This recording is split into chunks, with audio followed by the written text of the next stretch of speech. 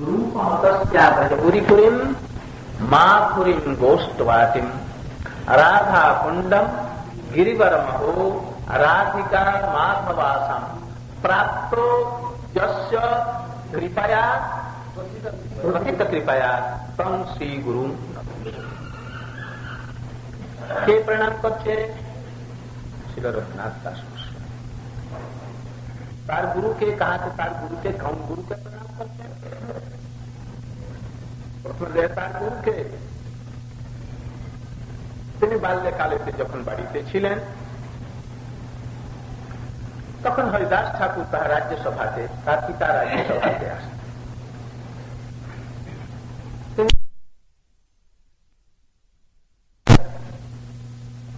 ছোট বাচ্চাকে বলো তো হরে কৃষ্ণ কৃষ্ণ কৃষ্ণ হরে হরে কৃষ্ণ কৃষ্ণ কৃষ্ণ হরে রাম রাম আর সে তার ওই এত বিরক্ত আর নামের আচার্য মহাপ্রভু তাহাকে করেছে উনাকে খুব ভালোবাসতেন তার সঙ্গে তাহার সমস্ত জীবন চরিত্রের ছাপ তাহার উপরে পড়ে আর তিনি তখন থেকে হরিনাম করেন। পরবর্তীকালেতে তাদের কুলের পুরোহিত কি নাম জানো বলরাম কি বলভদ্র বলরাম না বলরাম বলভদ্র বলরাম আচ্ছা বলরাম কি আচার্য না ভট্টাচার্য কি বলরাম আচার্য তাহার এইসব সংস্কার ইত্যাদি করাইলেন জনেউ টনেউ সব লিখে যায়। এখন ইয়া বাড়ি থাকতে চায় হরিদাস ঠাকুরের মুখেতে এইসবগুলি হরিকথা শুনে তাহার একেবারে বৈরাগ্য মতো বলছি এখন কি করা যায় মহা দেখো অবস্থায় একটি মাত্র ছেলে ওই যে সেটাকে উপনয়ন দিয়ে একটু গায়ত্রী এটাকে মন্ত্র দিয়ে যাকে এদিকে রাখা তো তাহাকে উপনয়ন ইত্যাদি ওই বলরাম আচার্য পরবর্তীকালেতে তাহার দেখলো সব চেষ্টা করে এদিকে দিকে আর কিছু করতে পারছে তখন অদ্বৈতাচার্যের শিষ্য ছিলেন কথাটা এখানে বলেন কি জরুরি কথা তখন যদুনন্দন আচার্য অদ্বৈতাচার্যের শিষ্য খুব আদর্শ তিনি সেখানে যাতায়াত করতেন তাহার কোথায় যে স্থান ছিল ওখান থেকে একটু দূরে ছিল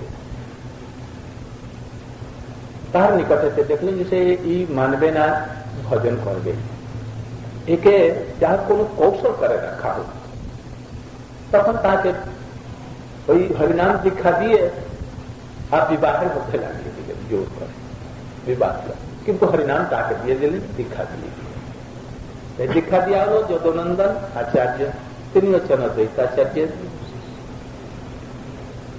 এখন দেখো ওটা কি জ্বালাইলো আমার চোখে লাগছে এইটা মাথা এটা জ্বালাই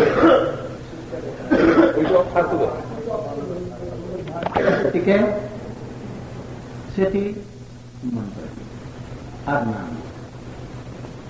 নামটা কি হরে কৃষ্ণ কৃষ্ণ কৃষ্ণ হরে হরে হরে রাম মন্ত্র কি দিনে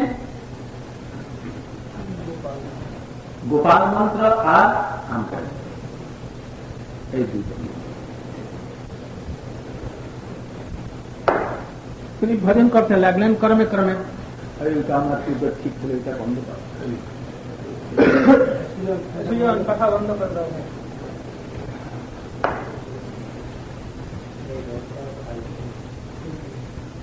ভজন করতে লাগলেন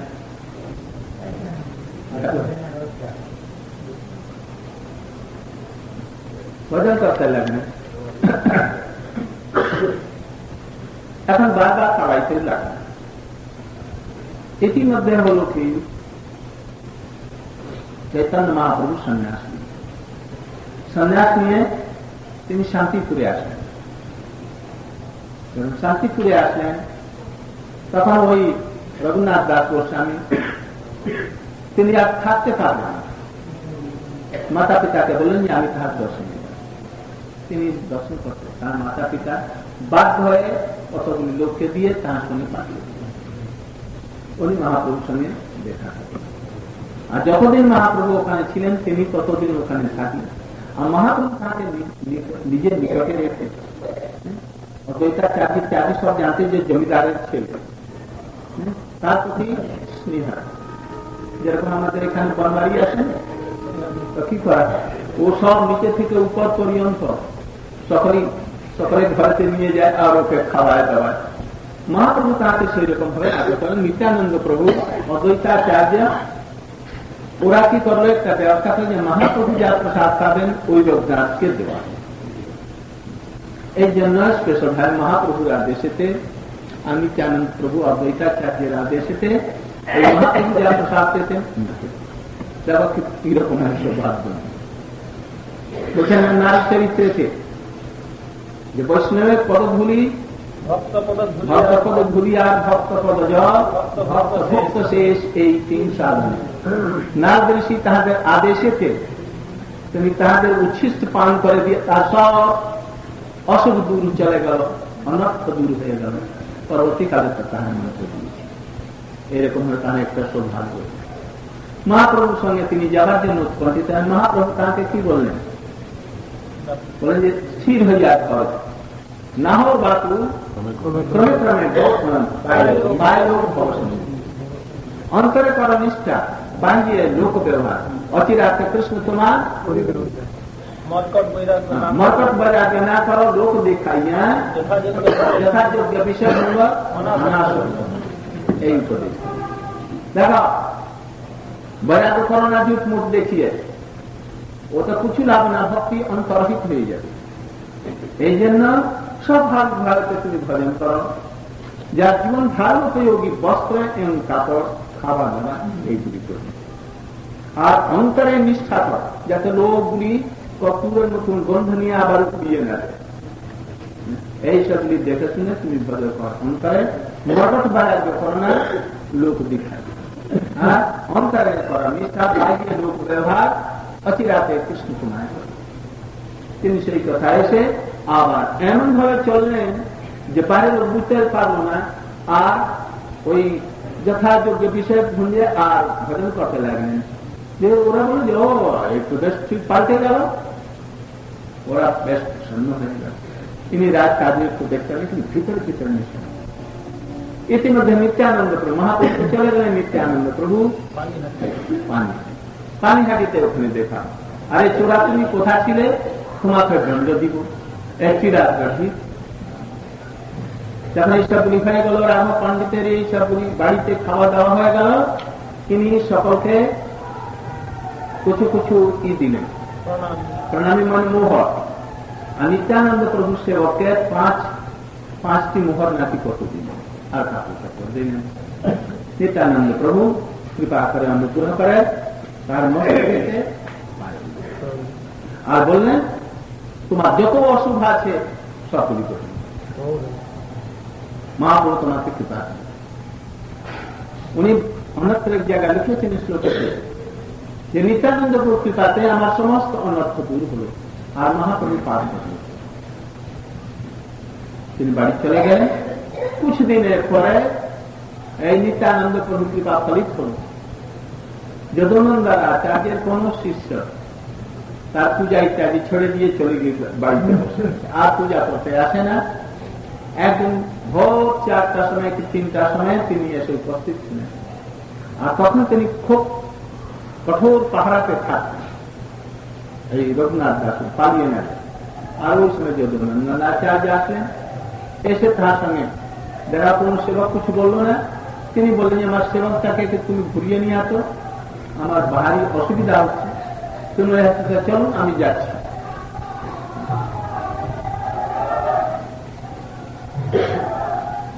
তখন তিনি তাহাকে নিয়ে কিছু কোথায় চলে আসেন, বাড়ি থেকে বেরিয়ে আর কিছুদের এসে বললেন আমি ওই আপনার শিষ্যকে আমি পাঠিয়ে দিয়েছি, আপনি আর কষ্ট করবেন কেন, আপনি চলে যান। উনি ফিরে গেলেন। আর ইনি কি করলেন, ওই সেবকটাকে বুঝিয়ে টুজিয়ে দিয়ে ফেরত দিয়ে দিলেন। আর কতদিন, 20 দিনের পর 12 দিনে না কত দিনে, 1 মাসের পর 12 দিনে ঠাকুর দিন।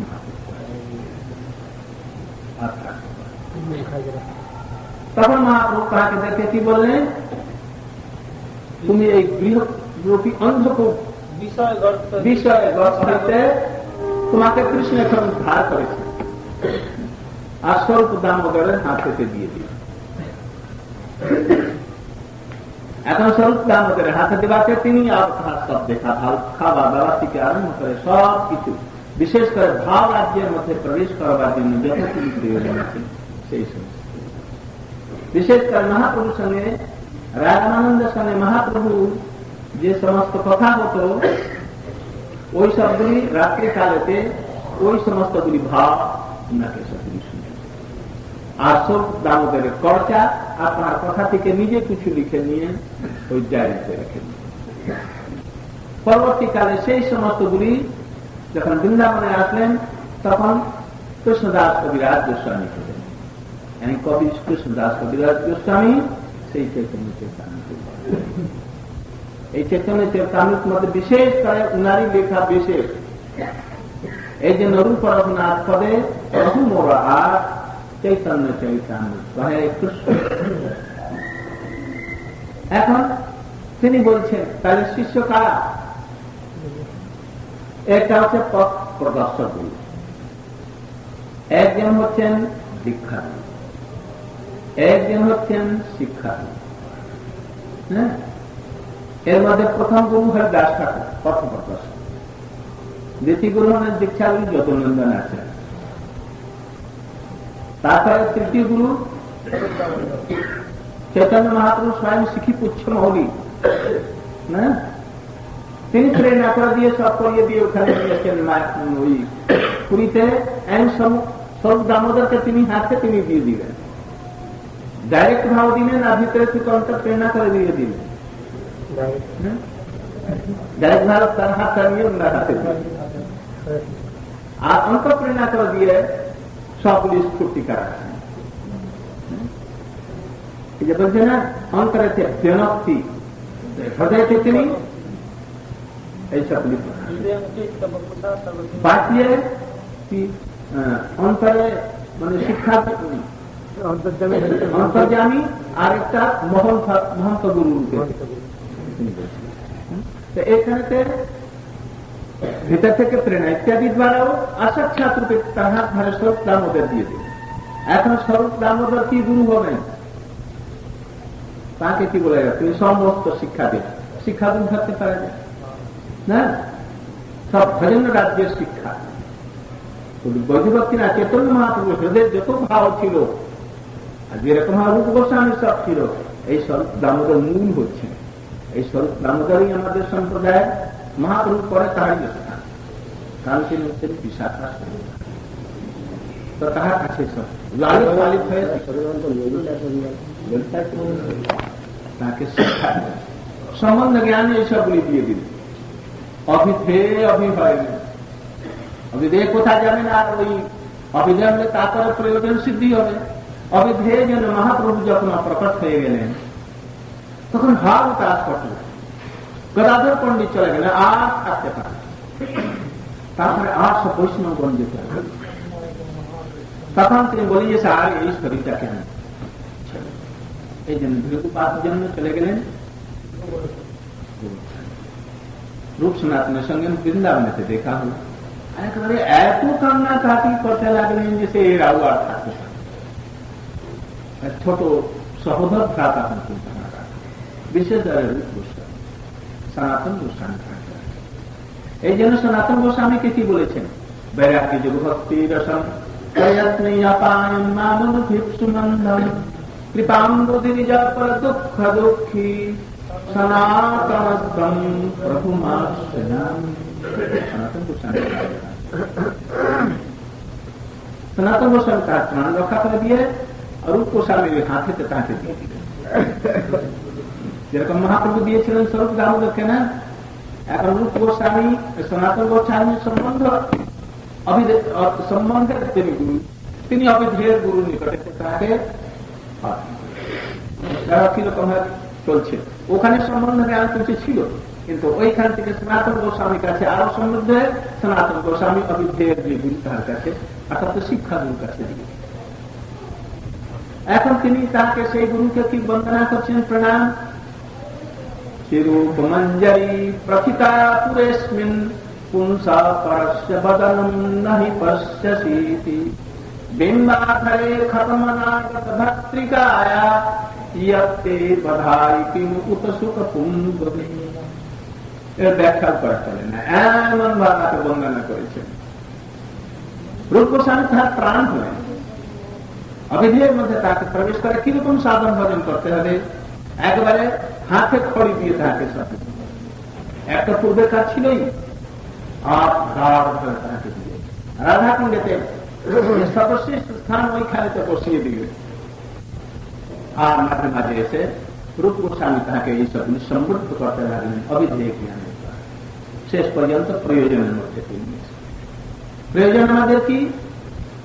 রাধা কৃষ্ণের প্রেম, যদিও বলা হয় কৃষ্ণ প্রেম, কিন্তু রাধার ভিতরে যে কৃষ্ণের প্রতি যে প্রেম, ওই হচ্ছে আমাদের প্রয়োজন। এই জন্য প্রয়োজনের অধিষ্ঠাত্রী যে স্থান রাধা কুণ্ড, রাধা একই, যেরকম রাধা রানীর না প্রিয় কুণ্ড, সেরকম তথ্যই হয়েছে সেইখানে তিনি সমস্ত লীলার মধ্যে মানধ্যানিক লীলা হচ্ছে সর্বশেষ, ওই শ্রেষ্ঠ লীলার স্থানে তিনি থাকতে বসিয়ে ওইখানে তিনি ভজন করতে।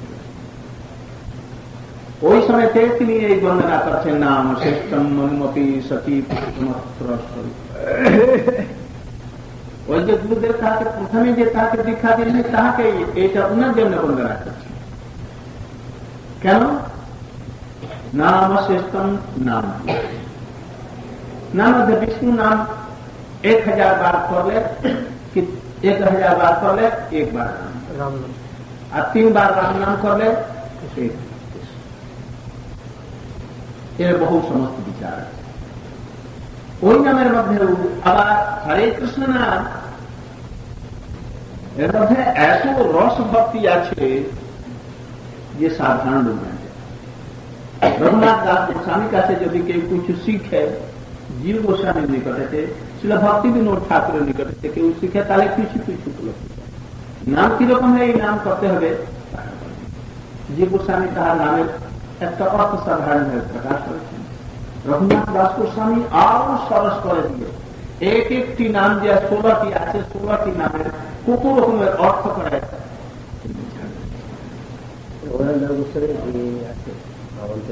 হ্যাঁ, বহু সুন্দর, একবারে সুন্দর। ভক্তিবিনোদ ঠাকুর কিছু কিনতে দিয়েছে।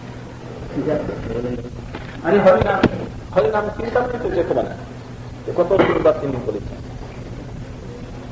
যদি ভজন করতে হয় তো এই সম্বন্ধে ডুবে থাকতে হবে, এগুলি বুঝতে হবে।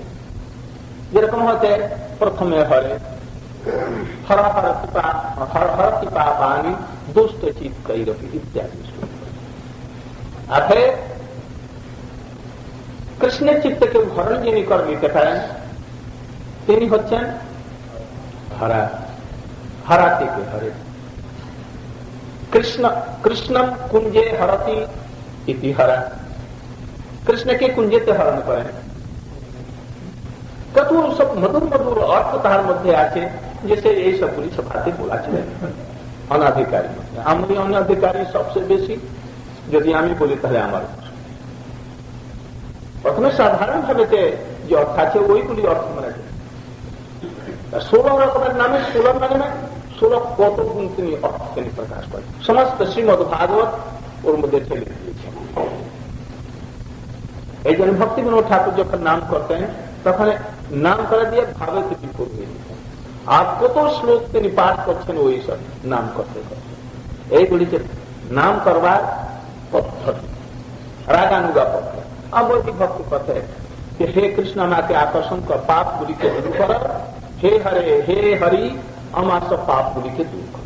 প্রথম অবস্থা। তারপরে ইত্যাদি দর্শন করে দিয়ে আমার চিত্তটাকে আকর্ষণ, এই সাধনা। এই জন্য বলছেন যে সে আমার গুরুদেব এইরকম ভাবে নাম দিলে, নাম শ্রেষ্ঠম, শুধু নাম নয়, নামের মধ্যে যে সর্বশ্রেষ্ঠ নাম,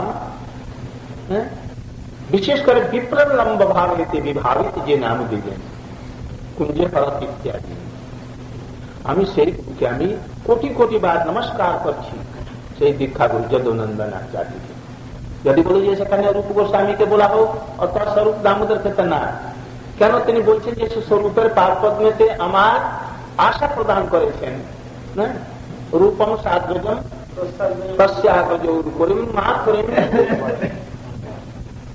এই জন্য এখানে তো রূপ গোস্বামী না, তার দীক্ষা গুরু যদুনন্দন আচার্যকে প্রথমে তিনি বীজ দিয়েছেন। সেই বীজ তার অঙ্কুরিত, তারপরে ফের পল্লবী, তারপরে পুষ্পিত এবং তারপরে সৌরভ ইত্যাদি যুক্ত হয়ে ফলবতী হয়েছে। এই জন্য যে প্রারম্ভে যে দিয়েছেন এই দীক্ষা গুরুকে পাঠ পদ্মেতে আমি, আমাদের এইরকম ভাবে ভাই ভাব চাই গুরু পাঠ পদ্মেতে, এর থেকে যদি নিম্ন হয়ে যায় তাহলে আমাদের গুরুও চাই ওই রকম।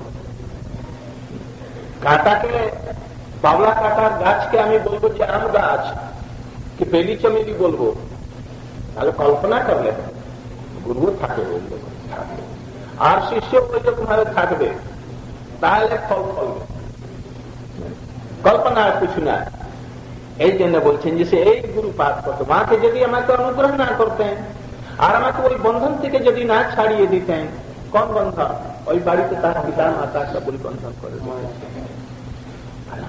আমার উপরে তো এইসব দিতে আমার লোভ হতো না। এই জন্য নাম শ্রেষ্ঠম, এইরকম যে শ্রেষ্ঠ রসযুক্ত যে নাম, এটা প্রতি আমার আশা প্রাপ্ত, এই মহৎ আশা আমার উৎপন্ন হয়েছে।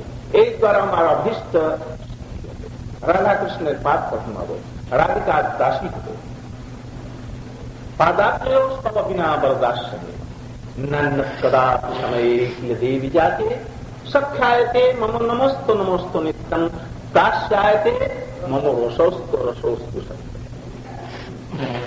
হে দেবী, আমার উপরে প্রসন্ন হবে। সত্যি সত্যি শ্রীমতী রাধিকা উপস্থিত বলে যে তুমি কি চাও,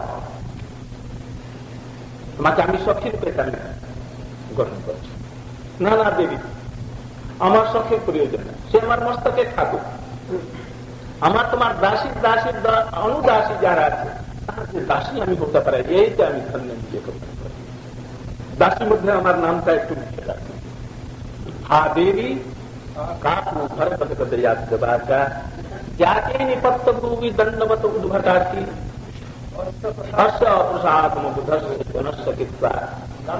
गांधर्वी के कब गणे गणनान विधे निज गणे कब गणना निज गणे गणना विधे দুটোই আছে, তার মধ্যে নিজেটা বোধহয় আরো কোথায় দাসের দাসের দাসী আমি না না তুমি আমি তুমি প্রভু আমি দাস, এই ভাবটা তো গৌরব। দাসের মধ্যে লাভ আছে কত, এখানে বলা যায় এত লাভ আছে যে সখীগণের উল্টা লাভ নেই। যেরকম হতে আমার ঘরে যাব, বামন মহারাজ পূজ্য পাঠ মহারাজ ঘরে যাবে না, তো কি নৃসিংহ না, নৃসিংহকে জিজ্ঞাসা করতে কি করছে দেখে এত জিজ্ঞাসা কর, এখন তো একটু শুয়ে আছে, আমার তো বহু জরুরি কাজ আছে, কি করি, তুমি যে উঠিয়ে দিতে পারবো? আমাকে সে বলছে যে মহারাজ উনি জেগেই আছেন, আমি একটু এরকম করে দিবে না, উঠে যাবো। তো উঠিয়ে দিত, তো নৃসিংহ গেল, মহারাজ এসেছেন একটু চোখটা খুলুন, তো চোখ খুলে তুমি আমাকে যে করে নিতে পারবে। ওইখানে যেখানে নিবৃত্তি স্থানে রাধাকৃষ্ণের লীলা বিহার হচ্ছে, ওইখানে তো ললিতা দেবী ঝাঁকে দেখবেন বলে দিয়েছে, এখানে আমি যাব না। আর রূপমঞ্জরীকে জিজ্ঞাসা করে কি করছে ওরা, যাবো কি? দাঁড়া উনি গিয়ে রাধা কৃষ্ণের সব সেবা করছেন। রাধা কৃষ্ণ বলছেন কি রাধা শ্রীমতী রাধিকা একটু পাখাতে তো গরম লাগছে আমার, কি একটু কোন সেবা একটু জল নিয়ে আসো। ললিতা দেবকে বলবেন যে তুমি জল নিয়ে আস। এইসব কত রকমের মধ্যে আছে। এই জন্য তিনি বলছেন যে রসস্তু রসস্তু রস অস্তু সত্যম, সত্যমের বেশি রস আছে, ওর মধ্যে একটু কমা আছে, আর ওর মধ্যে বহু কারণ আছে। রাধিকার থাকলে এই সব করা যায়। এই জন্য সহজ নয়, ওর মধ্যে বেশি লোক। এই জন্য গৌরী বৈষ্ণব কেউ চায় না যে আমি সখী হই, এই দাসী দাসী আমি দাসী হয়ে যাবে। গোপী ভক্ত পদক বলি ওর দাসী দাসী দাসী হওয়া। দাস ওখানে উপর থেকে আমাদেরকে ভাঁটা দেওয়ার জন্য মহাপ্রভু বলে দিলেন। মহাপ্রভু কি দাস নাকি বলবেন? ওই দাসী ওখানে করে ভাঁটা আমাদের দিলেন, আমরা অনাধিকারী আমাদের কাছে তিনি বললেন না, লুকিয়ে রেখে দিলেন। কত যত সব জায়গায় এইরকম লুকিয়ে রেখে দিলেন। তাহলে নাম শ্রেষ্ঠম, এই নাম যে কি ভক্তিবিনোদ ঠাকুর নিকটেতে, নামাচার্য হরিদাস ঠাকুরের নিকটেতে, কি আমাদের জীব গোস্বামী পাদ, রূপ গোস্বামী পাদ, সনাতন গোস্বামী পাদ, কি আমাদের গুরুবর্গ যারা এই সবগুলি রসিক বৈষ্ণব বিশ্বনাথ চক্রবর্তী ঠাকুর ইত্যাদি এই নামের মধ্যে যাদের রুচি হয় না তাদের সব গেল। বিচার করো, আচ্ছা এইটার নাম আমি যে করছি, তাহলে সত্যি সত্যি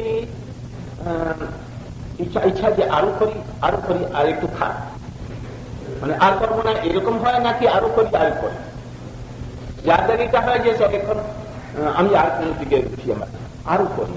আর একটা লোক আসলে এখন এটা হয়, এই লোকটা আসলে ভালো, আর দেখে তার একটা কোন রকমের আছিলা ইত্যাদি দেখিয়ে দিয়ে ওকে সরিয়ে দিয়ে নাম কর, তাহলে বুঝবে নামের রুচি আছে। আর ও আসবার পূর্বেই দেখে মালাটা রেখে দিয়ে হরে কৃষ্ণ ভালো আছেন প্রভু, বসন বসন বসন বসন, তাহলে বুঝবে যে রুচি। তবে সব ক্ষেত্রে না গুরুবর্গকে যারা আছেন তারাকে বাদ দিয়ে তো এরকম যদি লালসা থাকে যে আর এটা অনেকক্ষণ করলাম থাকবে, আর যদি এটা না হয় যদি আরো করি ঘুমিয়ে আসে না, সব ওতে একটা মনে যে আনন্দ একটি রস নাম করছে হরে কৃষ্ণ কৃষ্ণ কৃষ্ণ হরে। শ্রীমদ ভাগবতের 19 শ্লোক ধরে, এই শ্লোকটা আমার মনে হচ্ছে না যে প্রেম তাদের দুজনের সল্লাহ প্রেমানন্দ প্রেম তো কথা আমাদের পরে শ্লোকটা রহস্য সংবিদ হৃষ্ট উদয়ন প্রহসিতাননম প্রেম বীক্ষণম